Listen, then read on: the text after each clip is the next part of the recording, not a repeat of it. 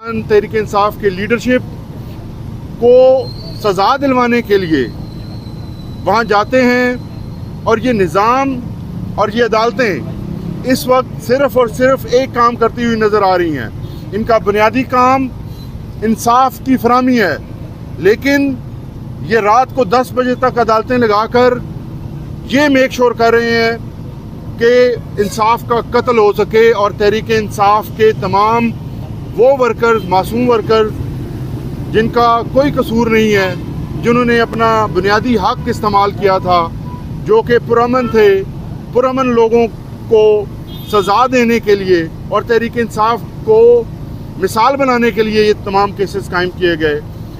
अब आपने देखा कि ये जो केस इस वक्त चल रहा है उसके अंदर 2 गवाहों की जो गवाही है, जिस तरह से वो ली गई और जिस तरह के हालात आपके सामने आए हैं कि आईओ कहता है कि मैं जहाँ पर साजिश रची गई वहाँ गया ही नहीं हूँ। अगर वहाँ नहीं गए तो आपको कैसे अंदाज़ा हो गया कि 2 पुलिस एहलकार वहाँ अंदर तक चले गए। जितने लोग आप मीडिया के हैं, आपको मालूम है कि ज़मान पार्क के अंदर खान साहब तक जो एक्सेस थी वो आम हमारे जमात के वर्कर तक को नहीं थी। तो ये कैसे मुमकिन है कि 2 लोग अंदर तक चले गए और तमाम गुफ्तगू भी सुनते रहे, और टेबल के नीचे वो टेबल जिसकी हाइट, जिसके नीचे आपने सुना होगा कि कोई अगर छोटा सा चूहा भी होगा तो नज़र आएगा, तो एक पूरा इंसान वहाँ कैसे खड़ा रहा।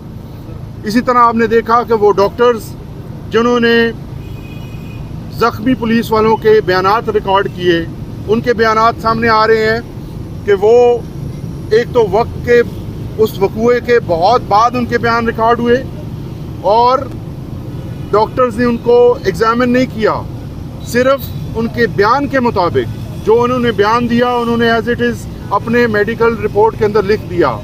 तो क्या ऐसे मेडिकल रिपोर्ट्स होती हैं? और अब आपने देखा कि जो इस केस के तफ्तीशी अफसर थे वो उम्रा पर मौजूद थे, उनके आने का इंतज़ार किया जा सकता था।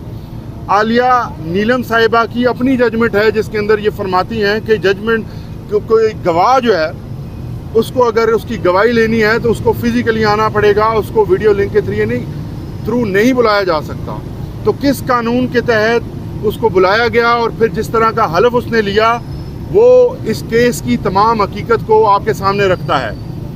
हम सिर्फ सवाल ये पूछना चाहते हैं कि आज दहशतगर्दी की जो अदालतें हैं जो बनाई इसलिए गई थी कि दहशतगर्दों को ट्राई किया जा सकेगा, लेकिन उसकी सारी कॉज लिस्ट आप उठा कर देखें, पूरे पंजाब में जो मेजॉरिटी आपकी अदालतें हैं उन अदालतों की कॉज लिस्ट सिर्फ तहरीक इंसाफ के ख़िलाफ़ केसेस से भरी पड़ी हैं, जो कि किसी भी तरह से इंसाफ नहीं है, जो कि किसी भी तरह से आप जस्टिफाई नहीं कर सकते।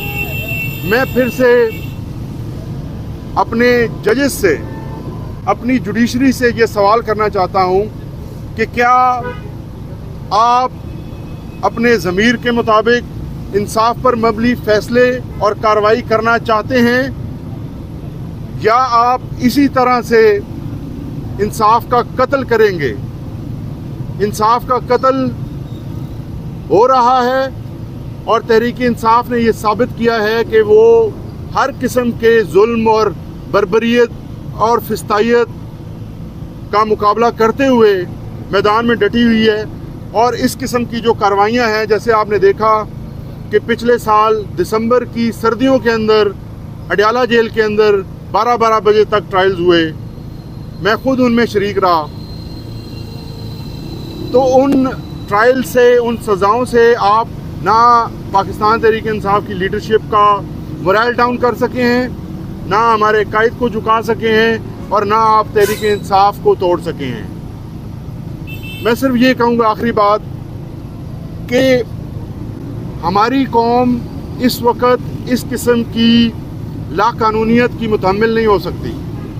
हम बतौर कौम बहुत आगे आ चुके हैं, हमें इंसाफ की ज़रूरत है।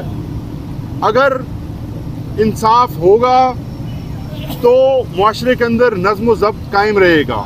ہم پرامن لوگ ہیں, ہماری تحریک پرامن ہے, ہم چاہتے ہیں کہ یہ پرامن رہے.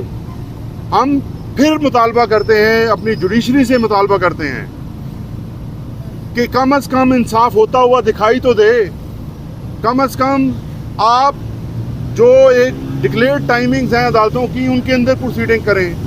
ایسی کیا جلدی ہے کہ رات کے 10 بجے تک آپ پروسیڈنگ کرواتے ہیں اور خفیہ پروسیڈنگز ہوتی ہیں, نہ میڈیا کو ایکسیس دی جاتی ہے, نہ ہم وکلا کو ایکسیس دی جاتی ہے. تو اس قسم کے انصاف کے ساتھ آپ لوگوں کا اس نظام انصاف سے مزید جو ٹرسٹ ہے وہ آپ ختم کریں گے.